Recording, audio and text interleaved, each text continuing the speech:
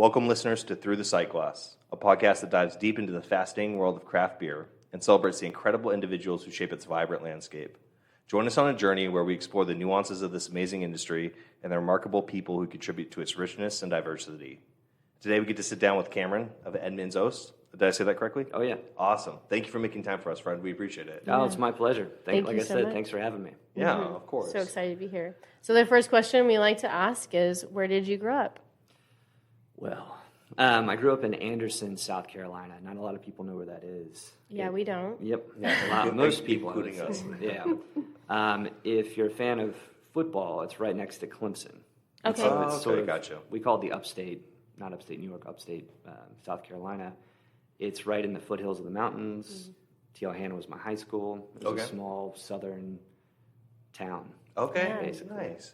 So, Rowdy, did you grow up with siblings? Were y'all like sequential in grade or no?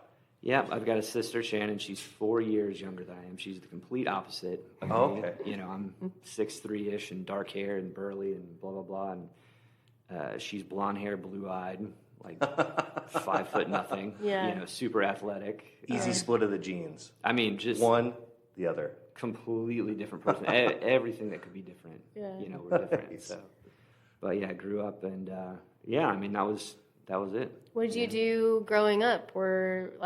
Did you play sports? Were you into other things? Like, what were your activities were you involved in? I was incredibly antisocial.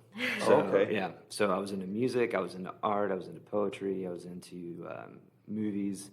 I was into video games. Still into video games. Nice. Sort of, you know, my friend group was we wore black band T-shirts and baggy jeans. And Oh, yeah. thought we were way too cool for most social things. I never got into sports ever. I'm still not into sports. It turns out I'm not very dexterous. Yeah. Oh, okay. Yeah, It coordination. beguiles your frame because you are a big burly person. So True. Yeah. Okay. Yeah, I've had to learn over the years. You know, you kind of cope, and you know. But, Yeah. But yeah, so no sports. Just again, very artsy, very sitting at our own little lunch table and kind of thing. Played bass guitar. A friend of mine nice. Put one in my hands, and we started playing. We're basically a Tool cover band. I mean, that's what. Oh, we heck yeah. Yeah. Which that's also impressive too because Tool is not easy music to cover. No, we were very meticulous. Yeah, it took us a long time to sort of, and we could only do a few songs that we thought were, doing them justice. Yeah. Does music and art, does that run in your family? Is that something like your parents did or taught you growing up or no? No, I mean, my dad was very into sports. So Okay. he tried to get me to play basketball because of my height and Yeah. everything. And that's definitely where I learned I was not coordinated. Yeah. Dribbling and moving and all that kind of stuff.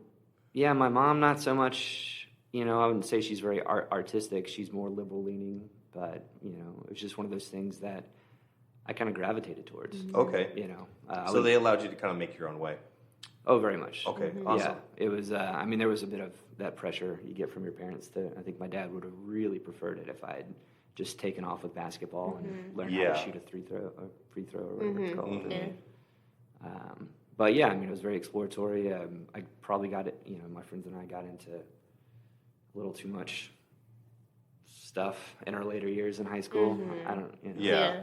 Yeah. But yeah, now, it was always kind of exploratory and always kind of, I think, and I keep track of, some of these friends I still have, the common thread I would say that we all had was that none of us really felt like we fit into Anderson, because again, it was very conservative and it was very, sports focused and it was just. Do you think the size too, like, is it being a smaller town? Do you think that was a part of it too? Yeah, I couldn't imagine anything different at the time because I didn't know, I Right, hadn't you don't know. traveled or anything else. But Yeah. now that I've, had the privilege of going to different cities and whatnot, I can only imagine what it would have been like if we'd grown up with actual, cultural scene and this kind of thing. We had one small playhouse, like we would go to, and these little small facets of sort of culture that we would find and gravitate towards and kind of, I don't know, latch onto. Right. Yeah. Yeah.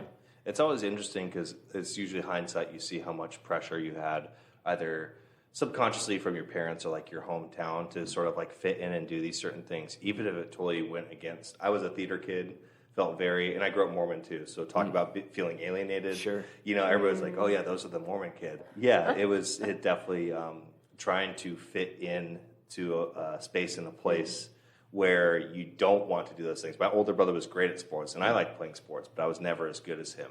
And that was definitely something my father aspired. Was like, oh, if you work as hard, you'll be just as good as Tanner. Sure. But then it's like, I love to sing, I love to dance, I drew, and that's how I got into theater and choir. And I love like into high schools where I was just like, you know what, I'm not going to do what my brother did. I'm just going to do the things that I want to do, regardless of what others think. So you don't realize that pressure until years later, where it's like, oh, that was really tough, because it does. You go to school every day, you're like, oh man, should I just be doing what everybody else does and like getting judged? Yeah, for sure. I think, anybody growing up, it's hard. But what took you from Anderson? What did you do after you graduated high school?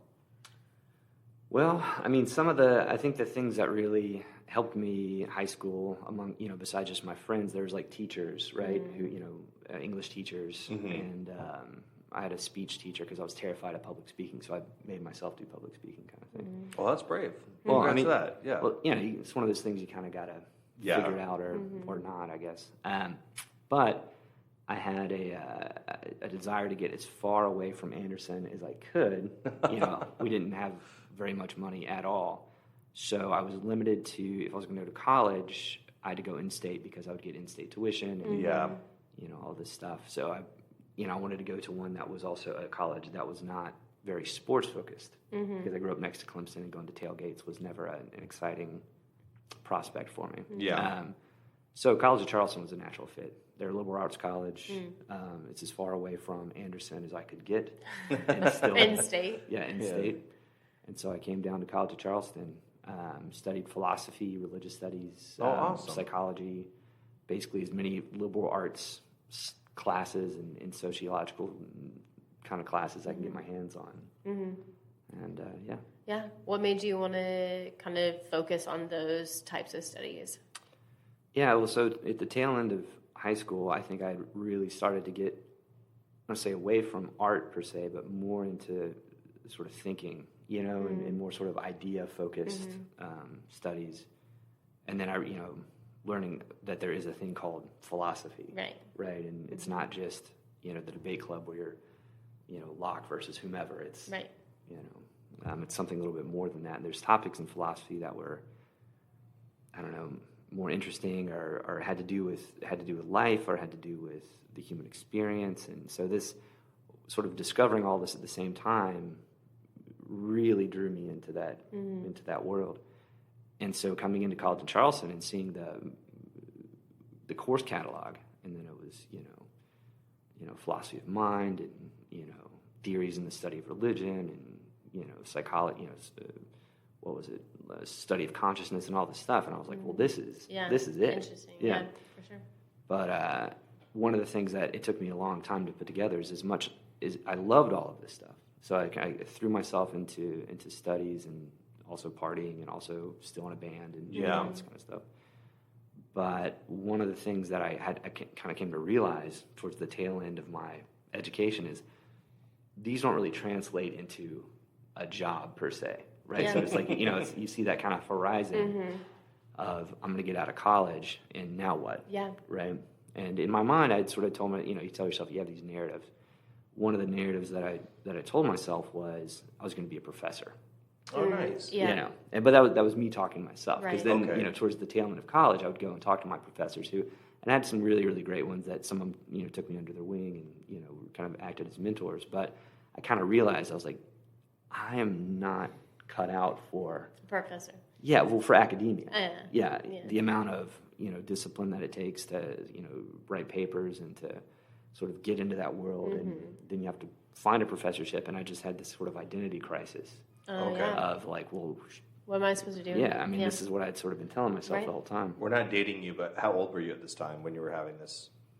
No, I wouldn't date me. Well, out of college, what was that? So 22 or something like that? Yeah, 22, 23. Gotcha. Somewhere in that range. And that's pretty young. Yeah, that's a hard time. And then to have gone, I think that was the thing I dealt with was I loved my college degree and my classes and everything, but then it was like, what am I supposed to do? What kind of job And not only what kind of job, but like where in the world or US or the States am I going to get a job, and where does that dictate where I'm going to be and what I'm going to be doing? Like the world of remote work wasn't really a thing for me at that time. Thankfully, I have found that since. So I can completely understand like the feeling of like I just spent several years working towards something that I actually really do enjoy and love, but how am I supposed to translate this to then a career? Yeah, or money. Money, Yeah. biggest thing, yeah. Yeah, So how what'd do you I make do? a life out of it? Yeah, what'd you do? Well, if I could go back in time, I would tell, I've thought about this because I think a lot of times we go back and sort of look at our past lives and our past selves, and we try to unpack what we were and why we were and what we did, why we did what we did. And so I've gone back and like, what? Because I felt this pressure to get a quote unquote real job. And I think that was in part probably because I hadn't come from a lot of money or very much money at all, and I felt this need to sort of stabilize myself. Okay. You know what I mean? Yeah. And so again, it was this. I call it sort of an existential crisis. I don't want to make it so profound as that, but it was very much a whole. My God, what am I doing? Yeah, it was a changing point in your life. Yeah, big time. Because before that, it was always okay. Well, college, Right. and then college was the next year, and here's my major, and here's my degree, and you always have these like little institutional goals that are built in. And, Right.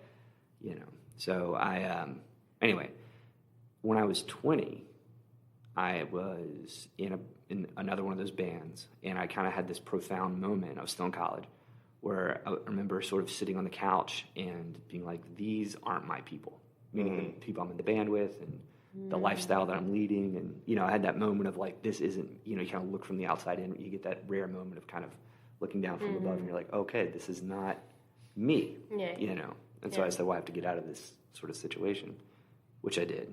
But it was also around that same time I was watching Good Eats with Alton Brown. Oh, okay. Yeah. Yeah, loved that show. Super nerd cooking show. And he did an episode where he was homebrewing.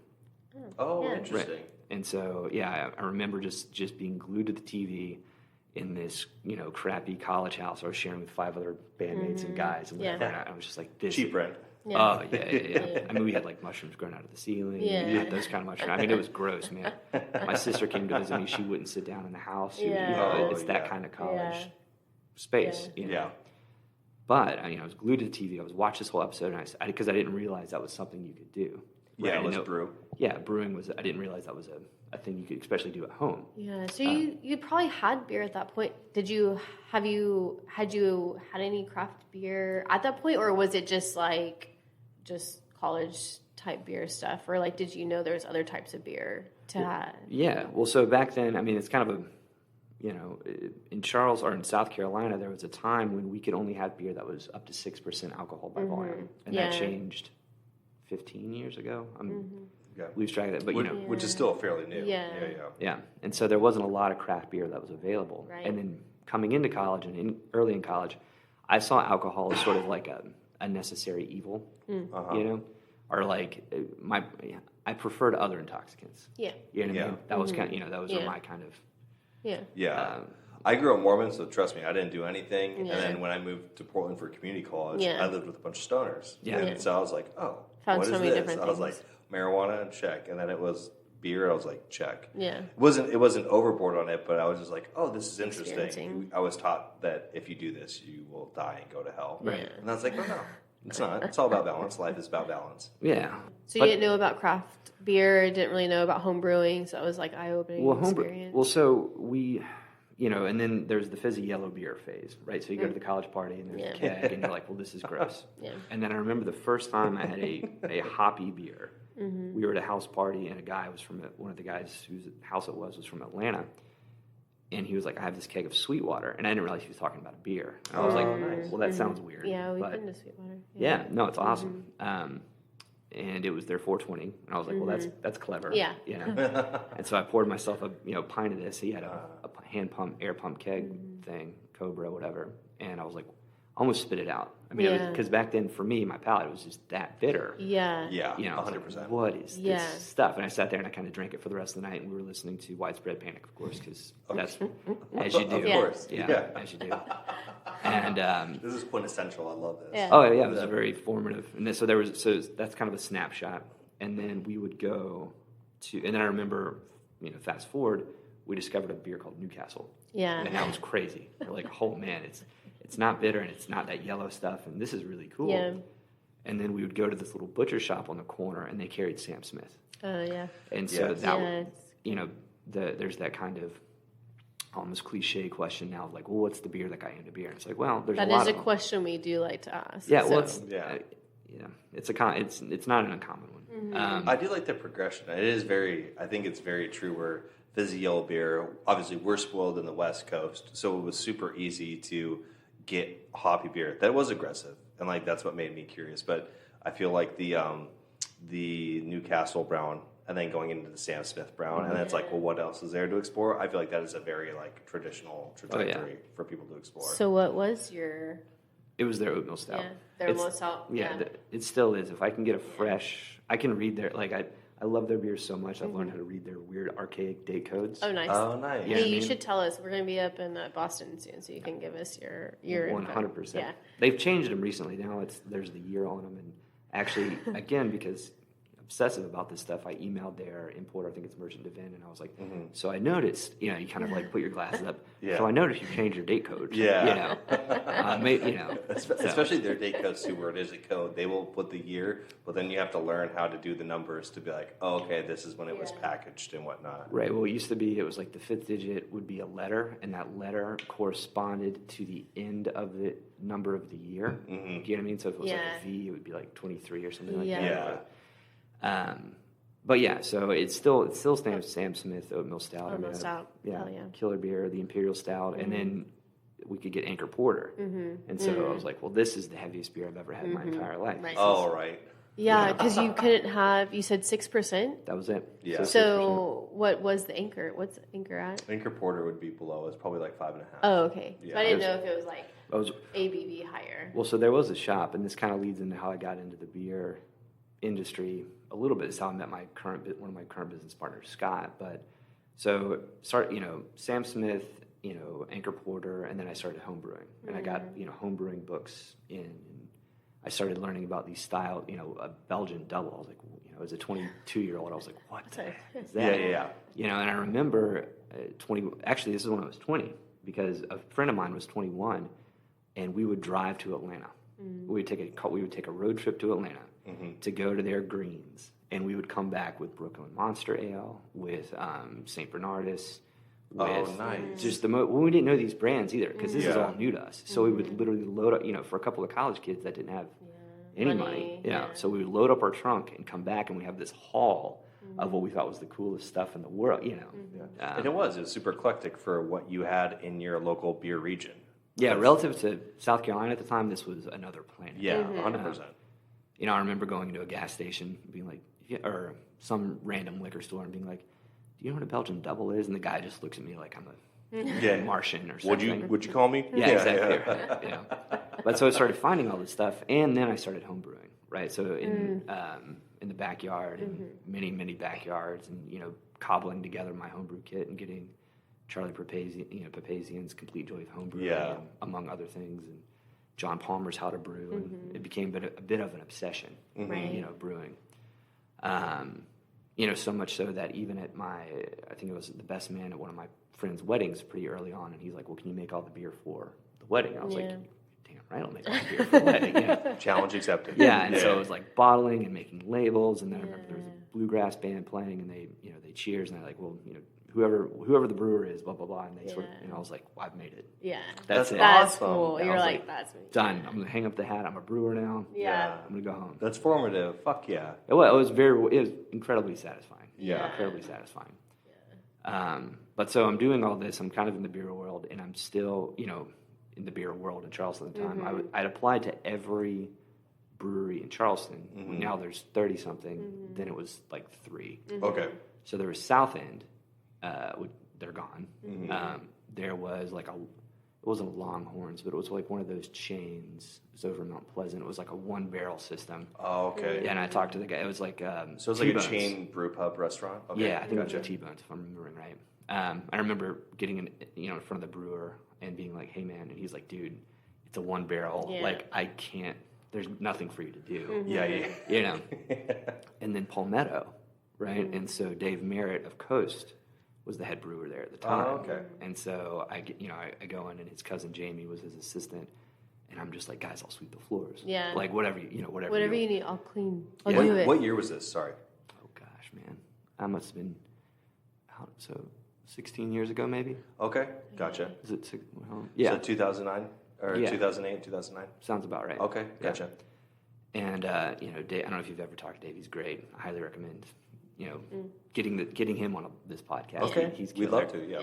His voice is very distinct. It's very raspy. It's very gravelly, and he's like, "Well, we don't have anything for you." I love that. It's like, okay. I worked with one. Yeah, of you those worked at with a Fort couple. George. Yeah. Jason. He smoked he smoked Winston cigarettes. It was an old Bridgeport brewer. He talked like this all the time, and everything was on fire. And it is my favorite. He was my favorite. I don't know if it's from smoking. That's just how he sounds. He's got like a natural pirate voice. I don't know what it is. That's awesome. Did he give you a job? No. Absolutely not. Yeah. But that was right around the time where craft beer was really starting to kick up. Was the late 2000s of 7, 8, and 9. You really started to see quality was improving.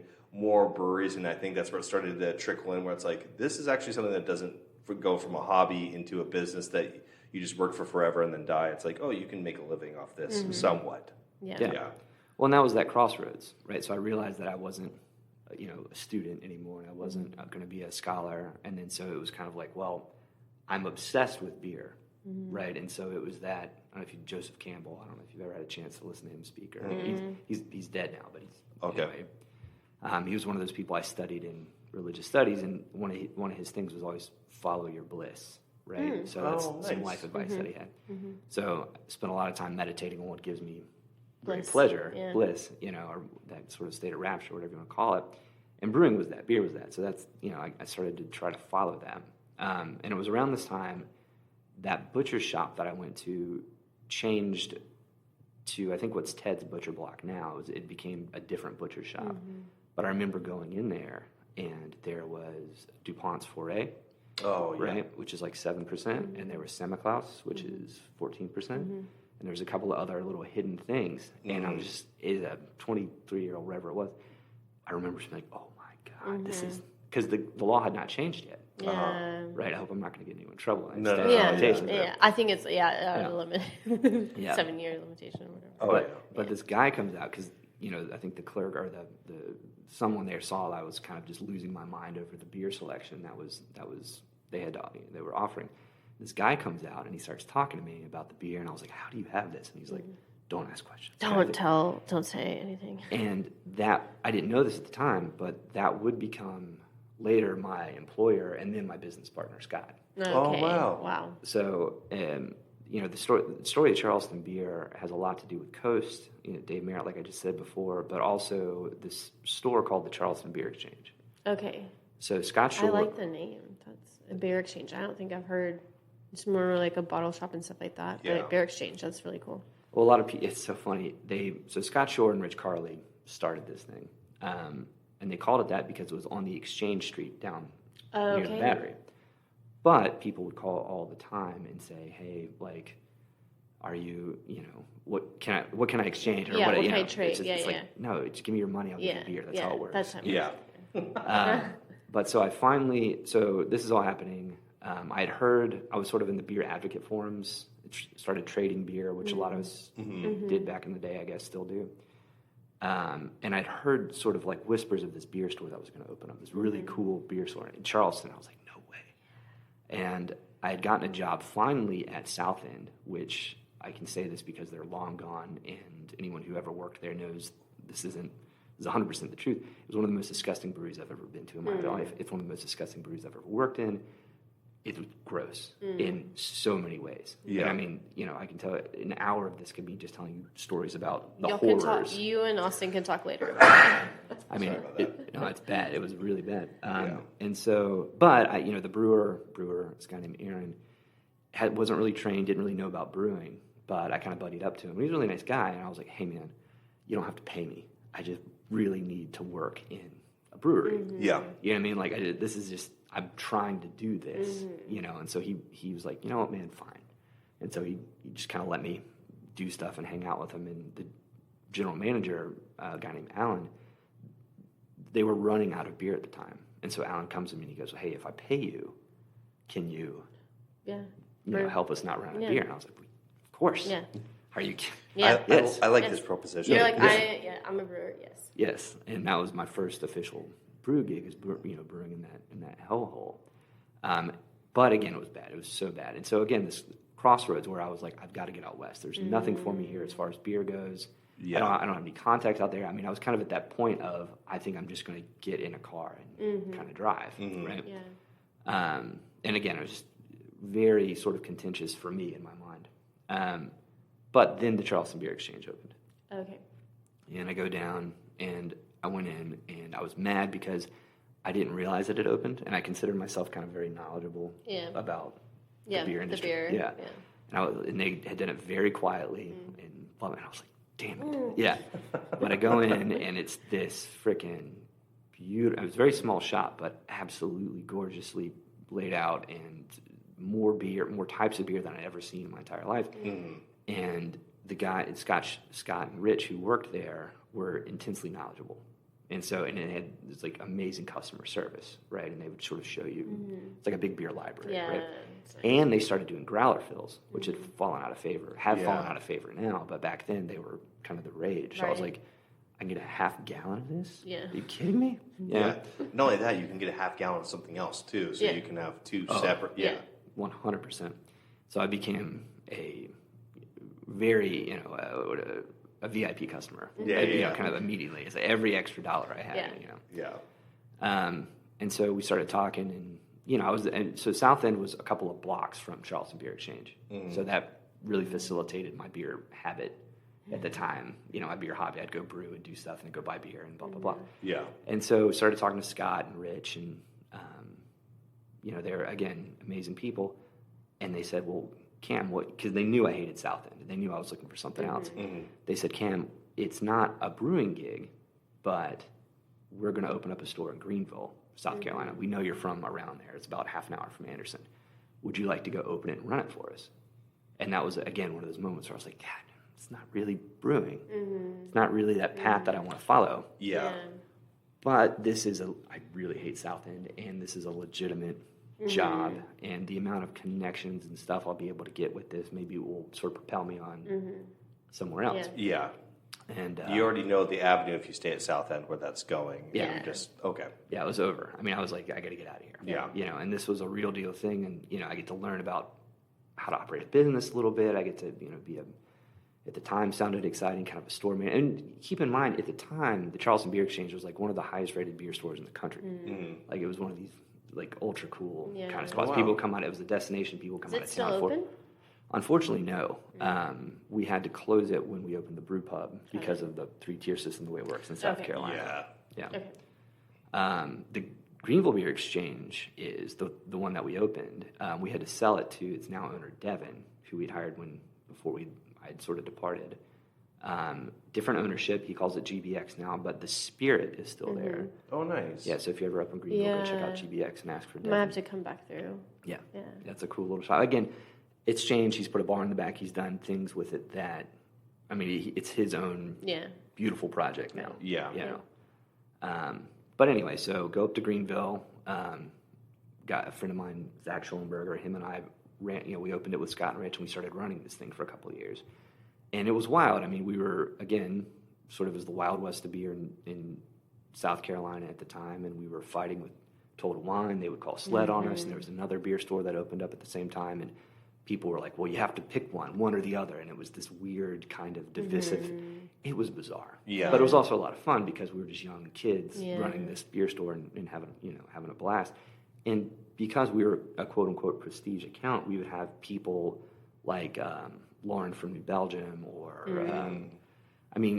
Sam Calgione. All these people would come through, and stop by and say hi. And so it was like hobnobbing with people that were just, mind-blowing for me at the time. Now that are, like legends in the industry. 100%. Well, they were legends then, too. Right.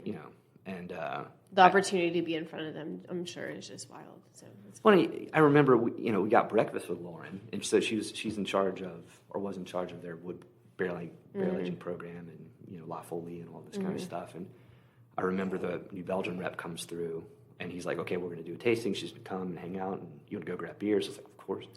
And then the next morning, he's like, hey, you guys want to go get pancakes with Lauren? I was like, hell yes. Let's go. Absolutely. Yeah, let's do this, So it was that kind of stuff. That's so cool. But again, and I kept brewing, and there was a little brew pub that was in downtown Greenville, and I buddied up with a guy named Johannes, Blue Ridge Brewing, and he let me brew with him, and I'd go work at or do projects with, I should say, at RJ Rockers, which is in Spartanburg. So I tried, and I keep home brewing. So everything in my power to sort of keep in the brewing world. Right. And so a couple of years, a year or two goes by, and I'm just at that point again where I'm like, I got to get out of this. This is great. This has been wonderful. I've learned so much about beer, but this isn't brewing. Yeah. Right? This isn't the thing. So again, having a conversation with Scott and Rich, I was like, I think they saw the writing on the wall, but they go, well, we recently started talking to some of our investors, and we're going to open up a brew pub in Charleston. I was like, well, that sounds like a lot of fun. They said, well, would you like to come be the brewer and the beverage director? You're like, sign me up. And I was like, it's like that, what is it, that Godfather's quote or whatever. Every time you think you're out, they draw you back in. Yeah, I can draw you back in. And so for me, it was a no-brainer. It's like, how could I not go back to Charleston and, run the brew, be the brewer at this brand new brew pub and get to buy all the beer and do all the stuff. Yeah. And it was this kind of hot, brewery. And I was like, I guess I got to do this. Yeah. Okay. So back down to Charleston, we opened up Edmund's Oast restaurant. It's about 10 years ago now. Oh, damn. Okay. Where was the location at? 1091 Morrison, so it's actually about a quarter mile from here. Okay, so that's where we went. Is that so we stopped by, we went to the wrong location first. So that was the original location. Yes. Okay. 100 happens all the time. Yeah. It's, again, not to get bogged down in the weeds, but we had this, when we opened up the production facility, had this huge debate. Do we still call it Edmund's Oast or whatever? And I'll get into the name, but there's different camps. And obviously the camp that won out was we're still going to call it Edmund's Oast because there is and was an amount of brand equity kind of baked in. But the confusion for the consumer is unentanglable. They do. I mean, like when we were looking at it, I mean, it is so close in proximity to where we are here. But they do, I mean, there's a distinguishing factor. Like one of them has like a little like martini glass instead of like a beer glass on the like little logo. Like Google Maps. With Google Maps or, whatever you're using. And so I think I was like, oh, well, it's like, since it is like a half mile or whatever, I was like, oh, it's just the same thing. We'll just like go, and then if it's not the right, we'll just go the other one, and it'll be fine. Yeah. I think for me, if I just like looking as an outsider, keeping the name, even though it is a little confusing, the brand equity, I think, is the biggest thing for sure. Yeah, and it's served us. I mean, the ship has sailed, so to speak. So, we're here now. But it's still, we get people that'll Uber one or the other. And we do everything we can to sort of distinguish. Yeah, exactly. So So the Scott and Rich. Opened up this brew pub with you as the brewer. This would have been 2013, 14. You said it was about 10 years ago? Sounds right. Okay, gotcha. Cool. Yeah. I'm not great with math sometimes too, so awesome. Yeah. So you've been working the beer exchange, obsessively learning, and looking for every bit of avenue to get into brewing, and now here you have it. Yeah, and all of a sudden it's, I remember that moment where the tanks, we set the tanks and everything's installed and I got everything running and I'm just standing there alone in the pub side, and I was like, this is not my homebrew setup. What was that feeling like for you? Well, the first brew on any system, first brew here, first brew any system, is always a pain because you're learning, where exactly, does this pump want to run and all that kind of stuff. Yeah, you're dialing it in. Exactly. And so, and it's very meticulous and taking notes and all this stuff. So the first brew was about 16 hours. And it was, again, working out all of the kinks. But one of the most satisfying noises that I still really, really enjoy, sounds that I really, really enjoy, is the bubbling, right? So like whenever, if you're a home brewer, you get the airlock. When you're, in a bigger brewery like this, for us, we use big buckets, but there's that, that sound of the bubbles. Yeah. So I come back the next morning, exhausted, and the tank's fermenting. Yeah, you can hear it. And it was that kind of like, You know? Yeast is not dead. Yeah. It is making something. Yeah, it's like, I made yeast food. Yeah. Yeah. Let's go. Yeah. But yeah, I mean, and after that, it was kind of like off to the races and, just go. But it was good. I mean, it was incredibly satisfying. Again, one of the things that was really daunting is, so as I said, I was also the beer buyer. So that restaurant has, by the way, the concept was that it's quasi fine dining or an elevated menu. I think there's a lot of ways to say it. Like there's a big food focus. Okay. There's a cocktail program, a very high-end cocktail program. There's a wine program, right? There's also a beer program where we both brew, and we have 48 taps. Okay. So damn. Yeah. Right. So So as part of that thing, because I've been buying beer at the exchange and all this kind of stuff, and as part of my livelihood and one of the things I really enjoyed, I also bought beer for the restaurant, and so nice. I would buy Cantillon. I would buy Fontaine. I would buy, kind of the best beer that we could get our hands on. Yeah. That I could get my hands on. And also, here's the beer that we made. Right. Which, from a brewer, from my perspective, is terrifying. Yes. I can only imagine. Right. Because you have the best beer in the world, the world-class classics. And then it's like, well, here's our whatever. Yeah. You know what I mean? And it's like, oh my God. What did you do? How did you manage that? Like, what was your strategy? I drank a lot. R&D. R&D. Yeah. Well, no, I mean, it's interesting. So originally the idea was I was going to make beer that wasn't so easy to fill gaps for, or beer that told a different story. Right. Okay. So, like, for example, if you can buy Sierra Nevada Pale Ale, let's say, then why? And if you're serving something like that or whatever it is, then why make a Pale Ale, Sierra Nevada or something in that same vein, because you're going to serve it, right? So I went very exploratory, very, very quickly. Yeah. So, I mean, everyone, how to brew Pale Ale, how to brew Blonde, all this stuff. So I just went way out into what were you brewing? Honestly, it was a lot of experimentation. I sort of had a man crush on Chad Jacobson at the time, or in a couple of years, as he was doing his Brettanomyces work, and I was like, God, I think this stuff is amazing. Yeah. So I did a lot of weird stuff with Brett. Was he at Crooked Stave? That name rings a bell. Okay, yeah, gotcha. Crooked Stave, yeah. So, and I think he wrote his master's thesis or something on Brettanomyces and whatnot, and sort of listened to him speak about it, and just was very obsessed with that kind of work and acidification and whatnot, beginning of biotransformation. One of the beers, and some of the stuff was just very quaint. So one of the beers that we still do from time to time, and we still get asked about, is a beer we called Lord Proprietor's Mild. And it kind of ties back to Charleston, because King Charles II gave the Carolina territories to his buddies, and they were the Lord's proprietor. And blah, blah, blah. Interesting. Very cool. So it's kind of tied back in. But it was a British style mild, so 3.5% alcohol by volume. It's like 3 grains, and I love this style of beer. I love English styles of beer.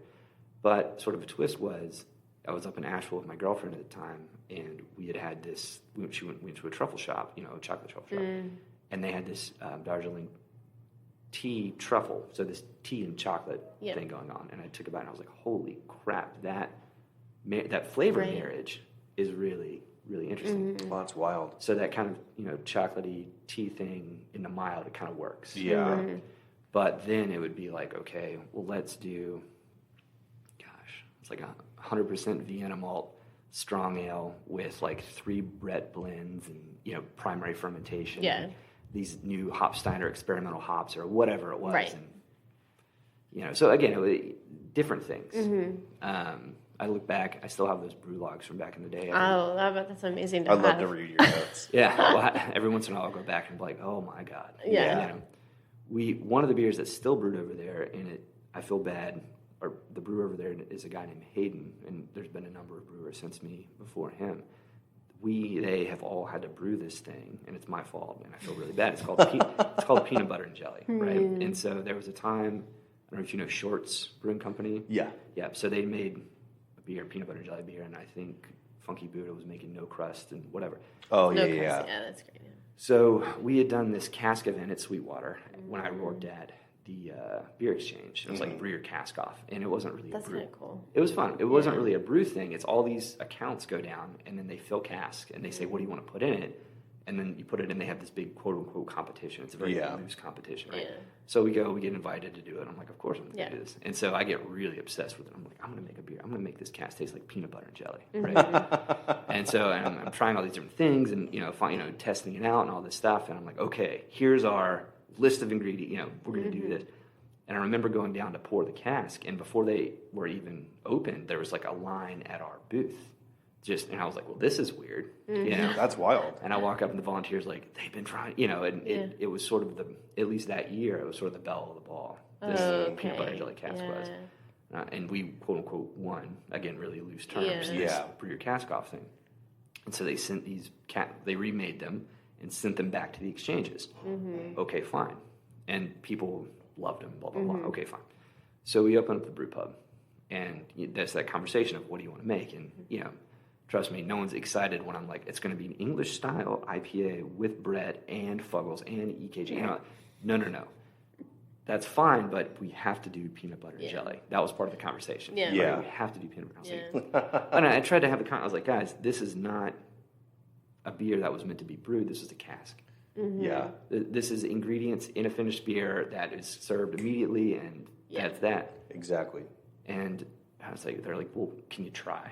They're like, it did so well at one, we got to try. Yeah. Well, and I did. And I had this little 10-gallon pilot system. I pilot. And finally, I got this thing that tastes like peanut butter and jelly. And I was like, okay, we freaking did it. Here we go. And then at the time, at the pub, it became one of the best sellers. Yeah. Like, son of a... You're like, now I have to make it all the time. Yeah. So y'all still make it? Yes, at the pub. We Sorry, tried... pub. Sorry, pub brewer. It involves stirring a bunch of PB2 powder. Okay. Yeah, it's not pleasant. Yeah. Yeah, that makes sense. Can we go back? How did y'all come up with the name? That's a good question. So my counterpart out there, Timmons, and one of the partners now, he wrote a book called Charleston Beer, and it goes through a lot of the Charleston beer history. Oh, nice. So he was a friend of the group at the time, but he didn't work with us at the time. And so he was part of a conversation about names. And at the time, we had pages and pages of name ideas going around. I mean, there was emails that were just the wildest things. Yeah, just like name brain dumps. And so I think it was a conversation. Tim was on the phone with Scott or something. And they started talking about Edmund Egan. And Edmund Egan was one of the first, I think the first, documented brewer in Charleston. Oh, wow. So sort of pre-Revolutionary War times. Yeah. Nice. He helped fund the Revolutionary War, or he gave money to the Revolutionary War kind of thing. He's a very successful brewer. There's newspaper articles that sort of dive into some of the stuff that he was making. And, some of the beers, his beers here were so popular they weren't importing some other beers. I mean, there's a little bit of information that was sort of found out. And so that's Edmund Egan. And then in Oast is a old school English European hop drying kiln. So hops, wet flowers, you have to dry them, you have to cure them. And so now you go out to Yakima, we were talking about before, and they have these big furnaces, and they kind of go and turn them. Back in the day, it looks kind of like a windmill without the windmill part. Okay. Oh, okay. Without the fans. And so it's just this big kind of conical building. Right. There'd be fires underneath, and that would be the kiln that they would use. To dry out the hops. Interesting. So Edmund's Oast. Edmund's Oast. And so again, That's when we opened, the idea was that this is sort of a funky restaurant brew pub, right? A funky elevated concept in Charleston is a food and bev city, big time. And so trying to do something different, but also be relevant and sort of have that conversation. And so that was the kind of zeitgeist we were in 10 years ago with this name. And then again, flash forward after a few years, and okay, we're going to open up this production facility. Do we want to call it Edmund's Oast? It's like, no, like it's cool as a restaurant name, but does it really work as a brewery name? Yeah. And so that goes back to the brand equity thing. How was the reception when y'all decided to open Edmund's Oast for the community of Charleston? The restaurant, the brew pub? Yeah. Oh, it was crazy. So I talk about brand equity. So the Charleston Beer Exchange was Scott and Rich and Brandon, who worked there. They were sort of craft beer Illuminati in Charleston at the time. And then, of course, we had the Greenville store. So when when the exchange group was going to open up a beer bar restaurant thing, the excitement was off the charts. We had people waiting at the door. That's awesome. The first day we opened. That's wild. Yeah, it was great. It was crazy. Again, Also daunting too. Yeah. It was scary. Well, and so talk about wearing different hats, right? So it's like one of the other things I did because we were short-staffed in the beginning was bartend. Since you had all the free time to do that. Oh man, kind of like when we opened this place, it was just 7 days a week. It was nonstop. Talk about burnout. Yeah. And so, but yeah, I mean, it was. I joke, our sales have done nothing but go up since I left being a bartender. So I think it was a good decision. It was a good decision, yeah. Well, you honestly were probably enticing people with stories that they didn't get their pints refilled because they were so enthralled with listening to you, as opposed to a bartender that just when it was empty, it's like, hey, you want another one? It's like, yeah, sure, then no conversation follows. Exactly. I think that's a good way. I think that's a positive way to look at it. So what also was happening is that like I would get on these soapboxes and go on these diatribes. Like one of the things that used to tick me off more was when people would genderify flavors. Oh, yeah. Right? These things, it's just kind of, I'm like, chocolate isn't female inherently. Like, you know what I mean? Like, what the hell are you talking about? Guys like fruity stuff too. Yeah. Right? And so I would go on these like, Soapbox. big soapboxes, and that was definitely not good for your average consumer. I would also, and again, I was younger and I don't know, a bit more of a shithead or whatever. Passionate and ambitious is what I like to call it, because I would do the same thing too. Like when I started in 2015, begged to be a keg washer, finally got a job in a brewery, and my favorite craft beer bar, Pint Defiance, thank God for them, because they definitely helped me with a lot of my education. But I used to sit there and be like, hazy IPA is not a fucking beer style. It's not. Like, if you do follow the Reinheitsgebot, but like it should be purified of all the, particulates and everything you put into it. You want to give people like a clear final product. Right. So I understand the diatribe phase. But we have been drinking hazy IPAs. So Yes. I was the same way. When they first came out, I was like, someone just didn't, clarify their beer properly. Yeah. Another one was, and I would get really cute with the names sometimes. Again, this is all served me later because I kind of, cut my teeth on this stuff. But there was I remember someone said that one of the names was too feminine or something like this, or too girly. And I just was like, fuck that. You know what I mean? So I made a beer called Fluffy Tickles. And so, Yes. I like that. yeah, and it was the only hoppy beer we had on at the time. Yeah. Right, so when you get these guys coming up, they'd be kind of, bro-ish or whatever, and they'd be like, I want number 6. It's like, no. No, you have to say the name. What's it say? What do you want? That kind of thing. That's hilarious. Or when and again, I'm not proud of this, and I don't recommend if any other brewer hears this that they do this, but the bartenders would also, they would complain about some of the names' complexity sometimes, right? Because we did a beer called Brewery Rex. It's Latin, it means green king. So sorry, bartenders. I used a Latin word for green and king. But they would complain about this stuff, and like I would try to be fun with it. But then I was like, you know what? Here's an obnoxious one. This is our rye lager. It's called The Tragedy of Darth Plagueis the Wise. You know what I mean? Yeah. And again, it's not helping anybody. It doesn't help sell the beer. It doesn't help the bartenders. It's whatever. Yeah. But it is part of the process of creating something is to give it, I think, like a creative name, especially if it ties, whether it's imagery, a memory, or emotion to you. We'd say the same thing. We love Burial Beer. Sometimes ordering their beer because it's like the trans-plaguing shadows that cross the forbidden plane, and you're just like, I want the double IPA. Yep. Yeah. So what's your strategy for naming beers? So it's that. So now that we opened this place 7 years ago. The brewing company. The brew, okay. And so again, that conversation was very similar. I was kind of like getting a little bit bored at the brew pub and like bigger and better things. We have some really great investors, and they're like, guys, the beer is excellent. Would you like to open up? We would like to fund a production facility if you're interested in doing this. And so it was like, yes, but I'm not going to do it. I'm not just there's a partnership involved. 100%. Right? And so that's how this partnership was sort of born. And again, I can't say great enough things about our silent investors. They're awesome. Without them, we wouldn't be here.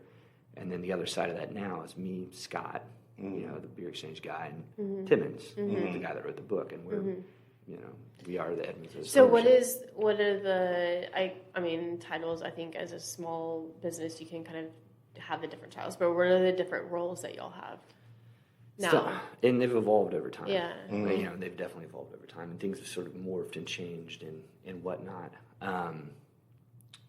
Timmons, we call sort of director of group operations. Okay. And so the hats he wears are sort of CFO and de facto HR, which is not great. We're trying to move away from that. And sort of also he's the liaison between us and our wholesale partners. Okay. So, again, he wears a shit ton of hats. Yeah. My fancy title is brewing director. But also, too, I sort of spearhead we talk about culture, we talk about learning. The tap, we have a tap room on site, serves food 7 days a week, and cocktails and beers and everything else. And a few years ago, especially after COVID, there was sort of a lack of leadership from the top, from us, with regard to the tap room. Right. It's kind of just left to its own devices, so to speak. So I really, kind of hear this, kind of feel this, so I kind of pick that up and add it to the to-do list or the bucket, the stuff that's one of your many jobs. One of the, and it's a great team down there, but I think it's just like any business or anything. If there's not accountability, and if there's not leadership, and if there's not direction, and if there's not vision, then things can get weird and people lose sight of what's happening or why we're doing things purpose or whatnot. Yeah, so you can get that disconnect too to like your business and values, because you could have all the best intentions and be like, this is who we are, but if there's a disconnect in like front of house, or sometimes even like something as small, shouldn't say as small, but like even warehousing, like making people feel like they're involved and have a voice in every part of the process, I think super healthy and beneficial. I don't know, I've never worked in a place where, Freem was always a good example. I will always tout them. It's one of the best places I've worked. When they had taproom meetings for new beers and stuff, not only would you sit down with the production people, you'd sit down with the brewers, you'd sit down with the salespeople, everybody gathered around, you talk about the process, you make people involved. And it doesn't mean they're going to be as excited as you are, but you wanted to show like the care and attention where it's like, we see you. It's not just we look at you and be like, oh, you just served the beer. Like, no, we see you. You matter. Yeah. Oh, 100%. Yeah. And I like that. There's a good dialogue between the front, the front of house and well, it's not side house. What do you call it? The brewing side. You know what I mean? The brewers come out for food. From their cave. Yeah, 100%. The front of house goes into the cave and gets to talk about beer, and so it's I do enjoy that dialogue that happened there. So that's kind of, I don't know, I spearheaded building our beer sales team 2 years ago. I mean, it's one of those things that like you see the things that aren't being able to get covered, and then you kind of go, you pick those up and you try to get them go. It's like spinning a lot of plates. Yeah. So when we started here, it was like me in the brewery day in and day out. That was it. Yeah. Right? Just head down, and then hire one person, and it was like the biggest relief. This guy, he's still with us. His name's Clint. He's awesome. Interestingly enough, he came from Palmetto, one of the first places I applied. Oh, damn. He didn't work there at the time. But, but he came in, and it was like a tear rolls down my eyes. He takes the pump cart away from me. I was like, oh, thank you. Yeah. Even the little things. Oh, yeah. This is a funny story. So I remember, and I love Clint to death for this, and it was one of those kind of epiphany moments. So we, you have a cart of parts, right? So we have a cart, and then we have a bucket or a tray on it, and we have sanitizer in that tray, and then that's what we're reaching into and out of for our tri-clamps and our gaskets and all this stuff, valves. And anyway, so, for me, it was just head down, just going and, slinging parts and all this kind of stuff, and, bloody knuckles, and my gloves are torn, and, I got chemical in my boot, and all, this kind of stuff. Yeah. And he goes and he makes the part cart one morning, and I go in to pick up a tri-clamp or something, and the water wasn't hot, but it was warm, and it was cold. It was wintertime. And I go, Clint, the water's warm. And he goes, it's nice. I was like, Jesus. I was like, the little things, man. I was like, that's wonderful. That was like that kind of like, oh yeah, it's not.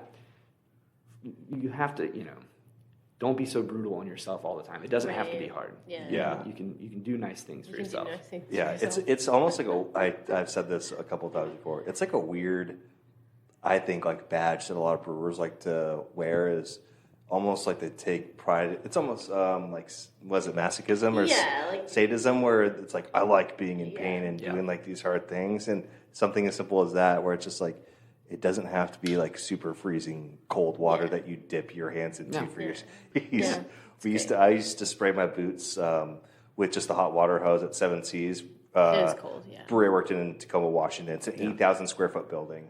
It's the old Heidelberg building. So during the wintertime, though, the production floor is you could see your breath all the time. And with those steel toe boots, so I'd just like sit there with the hot hose and like spray my boots until they're warm. And I was like, that's nice. That's nice. Continue to run the canning line or kegging line. Are getting boot warmers, you know? Yeah. Oh, yeah. So in this facility, we have air conditioning.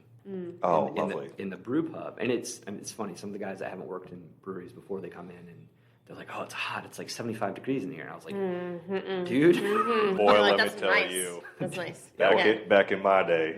Well, so the pub, has in the brewing side has no air conditioning whatsoever, and it's Charleston. Yeah. And it's a little hot box. So, I mean, it would be that thing where I'd walk into the walk-in cooler, and the brewers, I mean, anyone who's brewed there will tell you this, but you walk into the walk-in cooler, and the amount of steam that leaves your comes body, off you. It's great. And I remember I had an ice cold, I would keep T-shirts in there, and I would change out T-shirts. But I remember one time I had this ice cold bottle. I poured on the back of my neck and I passed out because that you change your temperature that aggressively, and I was just kind of fell over. I was like, holy. I've passed out in a cooler before too. That was at Seven Seas as well. It was a hot summer day. It was actually a fresh hop day. We got bringing in all the fresh hops, and I remember just feeling like a little hot and heated, and I was like, I'm just gonna go sit in the cooler. And then I remember waking up off the pallet. I was like, what the fuck happened? And Justin was like, oh yeah, you passed out, but you were breathing, so I just left you there. Yeah, you seemed okay. Thank you. Thanks, dude. Bring your body temperature down. Well, so wild. it is that kind of, I don't know what it is. It's a bit sadist or masochist or whatever, but it's how far you can push yourself. I think is a lot of people, they come in and they want to sort of see how, like, I can do 12 hours. It's whatever. I'll get up. That discomfort. Yeah, but we were talking about before, it's not sustainable. Right. And it's like, as I tell some of the guys now, girls, people, whatever, if you have something to prove, that's okay. But that's not the lifestyle. Yeah. Yeah. Yeah. I mean, I understand you might have to. You want to push yourself, and we should talk about that. But it's not safe. It's not sustainable.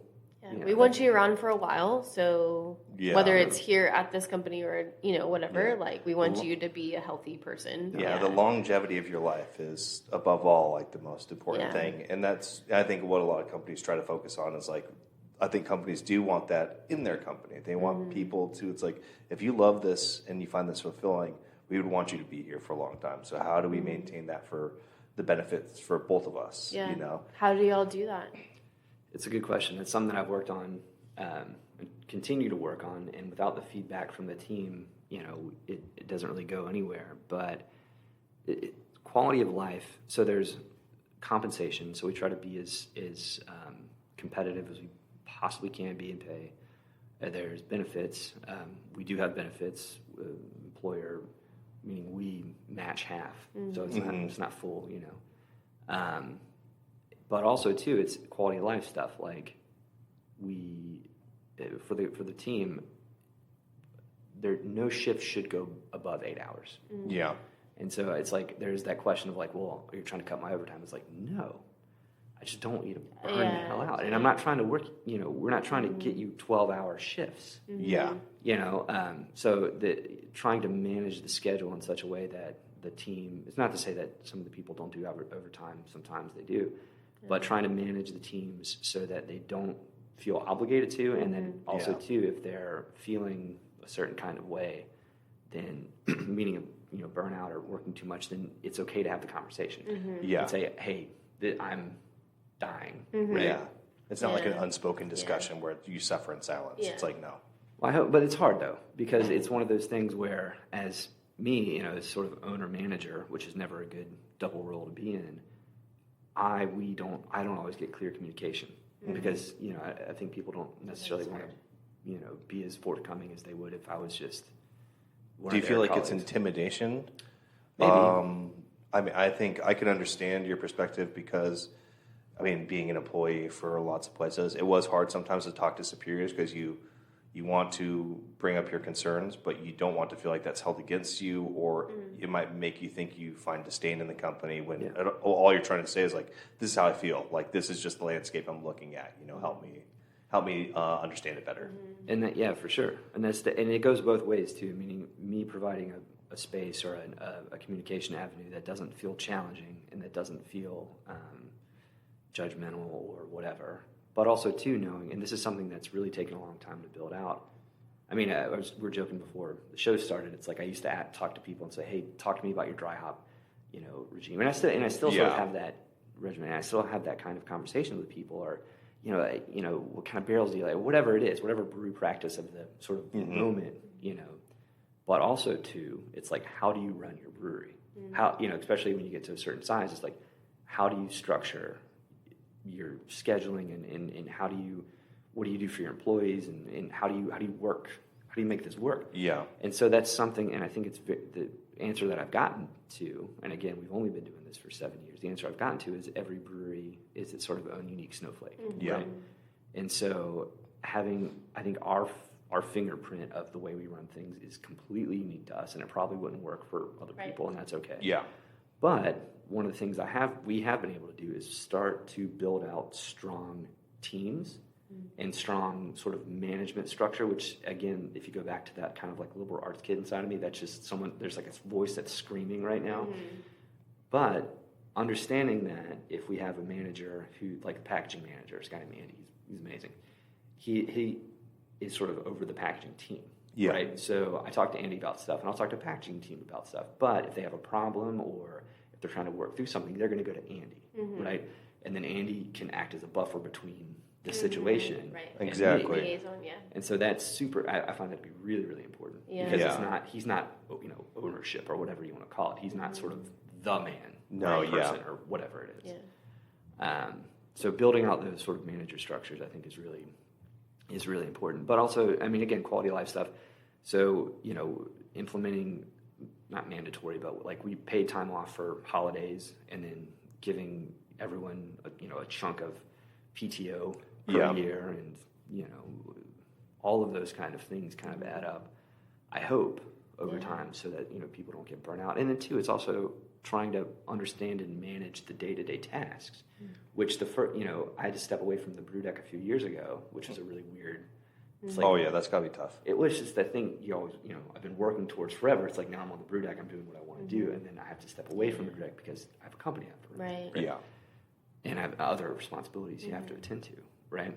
But so not being in the trenches anymore day to day, and then trying to also manage what the sort of the trench work look like is tough, right? It's kind of like drawing with someone else's hand, right? And just relying on anecdotal reports. It's like, does this suck as bad as it looks? And then one person's like, no, this is fine. Another person's like, this is the worst thing. Yeah, that's a good way to put it. Yeah, it's hard because you don't get the full transparency. Yeah. But also, too, to go back to that sort of almost machoism or whatever it is, that thing of saying, I can do it, right? So some people, some guys, girls will get on the deck and go, well, I know I can do this. I can multitask to infinity and put it all on me, and I like to run around, and I like to do this. And it's like, okay, one, it's not safe. Yeah. Right? And so safety is like that is more and more and more and more and more and more the focus. We haven't, knock on, I don't want to say this out loud, but we haven't really had anyone hurt here. Yeah. And one guy banged his hand because he opened up a bag too hard. I call it nerd rage. Oh, yeah. And one guy choked on a little bit of food, and he's okay. But those are, knock on wood, that's sort of what we've had. So that's impressive for a brewery. 100%. Well, again, it's just trying to find it. It's the thing where if you're doing it yourself, like when I started doing some of this stuff, and it was just me, and it was just me and Clint or whatever. You have the small team, and you're not thinking about stuff, and safety's not on your mind. And you're like, I'm just going to do it. Yeah. I'm going to get up on the fork truck tongs, and hey, Clint, lift me up 2 stories. Exactly. You know what I mean? And, no harness. We need to dry hop this tank. Yeah. I'll be fine. You know? And then time goes by, and you see some of those practices that you never stopped, that you didn't say, don't do this anymore, and they, like oral history, have gotten sort of passed down to new brewers, and you're like, oh, you've got to stop that.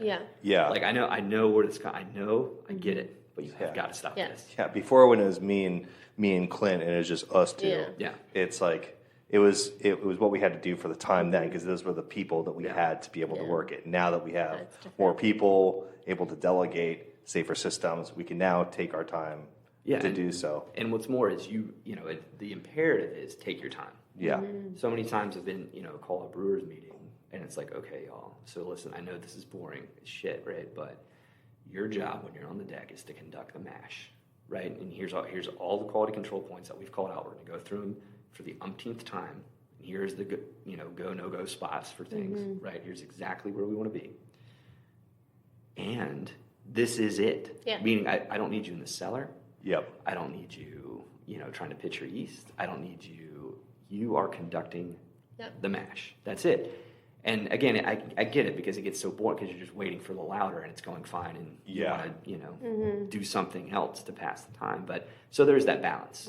Right. And so that learning, just to go back, trying to figure out what that balance is for the team in the individual tasks that they're trying to accomplish has been a bit of a curve. Yeah. So that's always tricky. Yeah. Over the years, and I'm guilty of this, brewers are their worst on micromanagers because they do, and I think it's also part of the obsession with the process is that you want to be able to touch and kind of, I think it's like a stamp of approval, but being like, I touched every bit of this process to make this possible. But then you start to learn the better, most efficient, safest, and also good leaders in this industry are able to remove themselves and be like, I trust you enough to do this. Yeah. And you take, like you said, take your time for it. Because again, that's another thing like brewers would always be like, I can mill in while I'm dry hopping and I will fill orders and pack off. And then it's like, you don't and I'm packing the truck at the same time. Yeah. Exactly. And it's like, you don't need to be doing that. And that's something over the years, and we could talk about this afterwards because I love to nerd out about efficiency. But it's like, that's where I started to pick up on signs of like, you worked a 16-hour day today, that seems super inefficient. And the person's like, well, no, I did all this stuff. And it's like, but you have 8 other coworkers. Why were you the only person doing all this stuff? And then it's just like, well, and then you start to break down where it's like, you see how you are a good worker, but you could delegate that and allow and trust your team, and your team could learn those skills and be built up to be just as strong and just as awesome as you are. Like, that's the most efficient and that's the most important, you know? Yeah, it's tough. And again, it's in, there's 11, 12 people on the brew floor right now between packaging and between cellar work and between brewers and our lab manager and our production manager. And so there's a lot of personalities and there's a lot of sort of moving parts. But as we were talking about before, and I think as you were just sort of implying, communication's the thing. And it's one of those where we use Slack for a lot of stuff, and we didn't use it for a number of years. And the first time we implemented it, it was immediately like, what the hell are we doing? Yeah. Like, how did we ever get by without? Yeah. But still, even with that, and we'll put stuff up, and we'll, here's the schedule. Here's the schedule 2 times. We're going to talk about it, and then we make a change. I'm going to have a conversation with 4 people and make sure that you can't. And as tell the team, you can't over communicate. Right. There is no such thing as over communication. Right. Yeah. As a project manager, you agree with that statement? Oh my gosh, yeah. I think 90. I forget the statistic, but there's like so many. The most common issue is communication.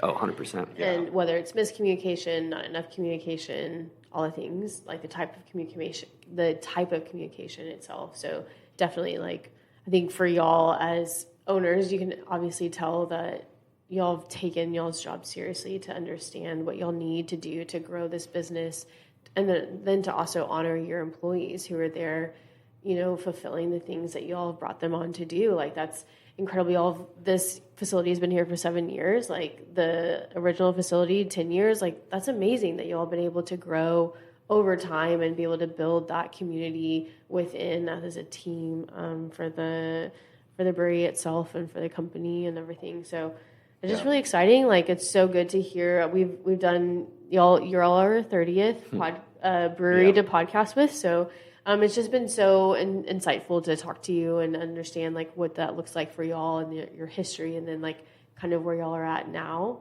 I kind of want to jump into where are y'all going? What do y'all see for the future? Like, what are some exciting things that are coming up? Any festivals or I don't know, brewery like collaborations or I don't know. What are you excited about for the future? I mean, that's tough. Everything. The wildness that it may bring. Well, every year is a little bit different now, and it has been. But I mean, as we grow and as we're learning new techniques, and as we're bringing new talent in, and as we're networking and meeting new interesting people, I mean, everything's new and exciting sometimes. So as I was saying before, we're going up to Schilling's Oktoberfest for the first time this year. We get to pour beer up there. We're really excited about that. Hopefully we'll see you all there. Hopefully see you there. Yeah. Super flattered and humble. I remember I was talking to Todd from Good Word, a friend of ours, and because he's gone a couple times and he makes a lot of amazing lagers. If you've never had Todd from Good Words, if you've never had Good Words stuff, go. No, but now we'll make it on our list to go stop by. Yeah, you have to. His stuff is absolutely next level. So I was talking to him. I was like, "So Todd, what the hell do you bring to the Oktoberfest at Schilling? Because Schilling's known for their lagers as well." You know, I was like, I can't bring an Oktoberfest. Like, I can't bring you know. And he's like, dude, honestly, he goes, yeah, you're not wrong. He goes, it could just get lost in the mix. He said, just bring whatever you're excited about. Right. And very cool. Whatever you want to talk to people about, whatever you have that's, you know, sort of sparking that kind of joy or whatever it is inside of you. So we have that going on. We actually have a beer dinner with Todd down at Good Word in Duluth on October 30th. Oh, nice. Oh, nice. The day before Halloween. Right. I love that. We brewed a beer style that does not sell, but damn it, I love smoked beers. And, Okay. Oh, yeah. you We know, do like You're speaking right to my heart. Yeah. So at least once a year, we'll do a smoked beer here. This is a smoked marathon. It's Nice.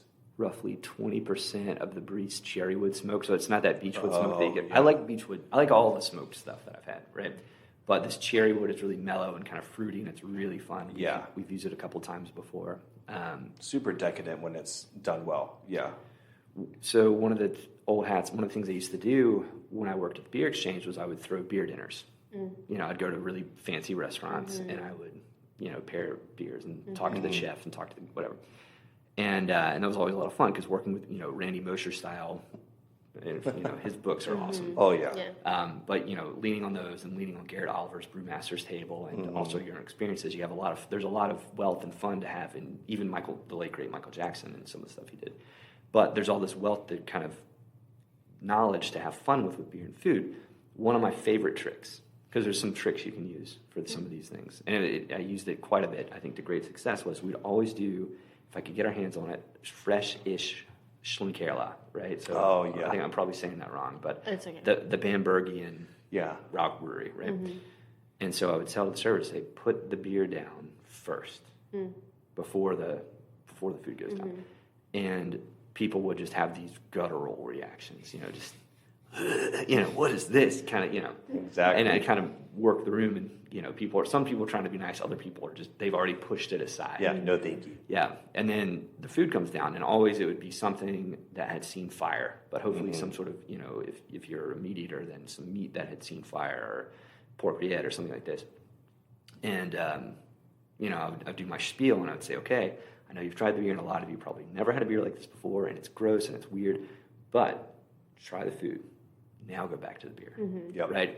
And that is one of the definitive food and beer kind of things for me. Yeah. And that would be always the beer that people like, you know, bar none, that every time they would say, where can I get more of this? They would sort of fall in love with this thing. Yeah. So it's that context. Love that. Yeah. Love that. We went to we were in Asheville and we did this year Nevada beer dinner. Oh, cool. And had an incredible time. And I think that was probably our first beer dinner to go to. And obviously, we love beer, we love food, all this stuff, but we don't do that enough. I think it's such an enjoyable experience to hear about the beers and why they're made, and then be able to pair them with a food that is enjoyable. So to hear a trick like that, I'm kind of sad we're not going to be in the area that we can't go to it, but maybe another year. So that's really exciting. Yeah. And they've kind of fallen out of favor. I mean, beer is in a weird place right now, you know, and beer dinners are all but dead. Yeah, and definitely. it's okay, but these are things you can also do at home, which is kind of fun. Yes. You know, Yeah. I remember, again, Michael Jackson, he had the Beer Hunter. This is old 1980s, 1970s-ish Discovery series. Highly recommend if you can track these things down. Yeah. But they're on YouTube. Yeah. Okay. But I remember he's doing one on, I think, Czech Republic, if I'm remembering right, and he's doing the food and the beer thing, and I remember I had it's like a Pilsner Urquell or something, and like a sandwich, and I was like, this is the perfect, it was like a ham sandwich, you know, it had other stuff going on with it. Yeah. But again, fun stuff. You can Yeah, do. I love that so much. Well, yeah, that adventure experience, and it's all cohesive into one thing. I do like that. Yeah, like smoked beer. I even say same thing for Goza. People drink a Goza, and their first taste like, oh, tart. acidic, like, not sure if that's for me. It's like, listen, just like settle down a bit. And usually gozas are always really popular in the summer, and so people are doing like fish. And so when we would have like friends over and do like our own beer dinners, which was a very cool communal thing that we'd do, it'd be like introducing people, be like, all right, why don't you try some of the food, the green and the fish, and then why don't you go back to that goza? Yeah, After about the third or fourth sip, it was like, oh, this is actually like nice. Like I get like the nuances in it. Same thing, you know, with smoked beers. It just is like, oh yeah, it tastes like liquid smoke, but over time you get to taste some of that nuttiness. You get to taste some of the like the toasted bread and that smokiness and how it all goes together. You're like, oh, this is actually like, it's enjoyable. It's pleasant. Yeah. Another trick is ceviche. That would always be an acidic beer, and ceviche would always. Oh yeah. But it had to be a little bit of acidity. Yeah. 100%. For sure. Well, you kind of answered this question by yourself earlier. We usually like to ask people if you had a piece of advice to give to your younger self. It doesn't have to be beer related. It could be life advice. What would you say? And you kind of already talked about that. So I guess to kind of change that question, if someone was going to ask you like, hey, I'm running a brewery or starting a brewery, how do I create like atmosphere and like a good team? And I think what we talked about earlier, like what do you constitute as like good business practices? What would be one piece of advice that you could give to them? Woof. It's tough. I mean, I wish I could condense it. I mean, to make it sound, let me be clear. If it sounds like we have it figured out and that we have, the best work practices and the best team practices, we don't. Yeah. It's a moving target, and it's a constant learning experience. And as new people with, new perspectives and talents and, mannerisms and whatever come in, then, things morph and shape and new problems arise and things that you never thought of. So this isn't a figured out, this isn't a solved thing at all. And I know we can get worlds better than we are right now. But the only thing I can really offer as far as sort of team management is try to have empathy and try to have patience, and also realize that if you are in a leadership position, or for better or for worse, if you're in an ownership position or a leadership position where you have sort of that ultimate responsibility of the way things are going to operate and kind of go down, realize that with that you don't always know how you come across. So it's easy for, if it's me and my friend talking and I make some offhand comment about his mom, or whatever, then, and we're, and he punches me in the arm or whatever, it's just, friends being friends.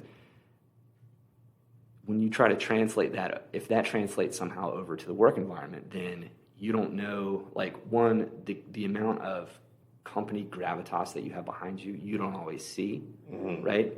Even you don't always feel. And also, two, you don't know what they are actually, they're not, you're not having even though it might be a friendly interaction. Yeah. You're not interacting as friends. Right. You're acting in a professional environment. And so to be aware of that, I think, is an important thing. Which is hard at a brewery, I bet, because I feel like even being a bigger company, like a bigger brewery, like I feel like a lot of people feel like they are more friends than they actually are. So I think sometimes those lines are harder to really keep clear. Yeah. Because everyone got into the brewing world. I feel like you have to have a little bit of passion, if not a lot of passion, to work at a brewery because it is such hard work. And so I think it is kind of hard. I think that's sometimes we see that line not being held up for, different types of interactions and stuff like that. So I bet it is hard at a brewery to really establish that and to in the small times, even like you are having fun, like, having a shift pint or, going to a festival or something, like it still is, y'all are having fun, but y'all are a worker, you'll work together and stuff like that. So I can only imagine that can be hard, but having that, I think, as awareness probably helps a lot too, of like, I have this awareness and this is how I want to approach things. I still want to have fun and enjoy these people. But yeah, that's it. I think that's a great piece of advice for anybody who's going into the industry and working. So yeah. Definitely. I just try to keep Michael Scott from the office. Oh my gosh. In my head. Yeah. Always. We all do, I think. Yeah. Yeah. Get like secondhand cringe sometimes. We watch Office and sometimes even some of his most awkward moments, we sit there on the screen and we're like, oh man. Yeah. I've also been guilty of that. Yeah. It's very inundated in this industry and in this community that your work is more than work because of all the facets that go into making it happen. I think it's very much so top where it's like, this wouldn't be possible without you, which is very true. But then, having that clear guideline, I'd be like, but remember, we are still at work. Yeah. So we can't be pounding beers and then racing forklifts around the brewery. As much fun as that is. Michael Scott would love that. Yeah, for sure. Well, we're at an hour and a half. I know. Thank you so much. This has been incredible. Honestly, I think we could keep talking for 3 more hours. Yeah, you're our 30th brewery to podcast with, so thank you so much for pleasure. having us. We're so excited to take some pictures and videos and share that with everybody. So thank you so much. Well, thank you guys. Thank you for your time, Cameron. Yeah. Cheers, friends.